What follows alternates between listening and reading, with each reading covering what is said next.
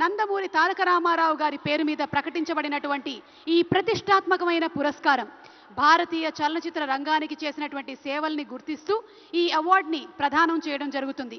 ఈ అవార్డుని అందుకోబోతుంది మరెవరో కాదు, the God of masses Nandamuri Balakrishna గారు.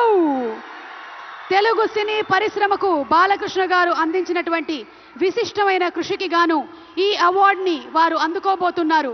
భగవత్ కేసరి కానివ్వండి, లెజెండ్ కానివ్వండి, సింహ కానివ్వండి, అఖండ, అఖండ 2, డాకు మహారాజ్, ఇలా ఒక్క సినిమా తర్వాత ఒకటి అద్భుతమైనటువంటి క్యారెక్టరైజేషన్స్తో మనల్ని మెస్మరైజ్ చేసేటువంటి, వెండి తెరపైన నట తాండవం చేసేటువంటి రాజసం నందమూరి బాలకృష్ణ గారు.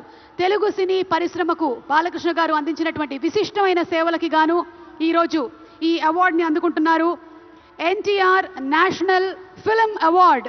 క్లాస్ అయినా మాస్ అయినా ఆయన దిగనంత వరకే once he steps in history repeats.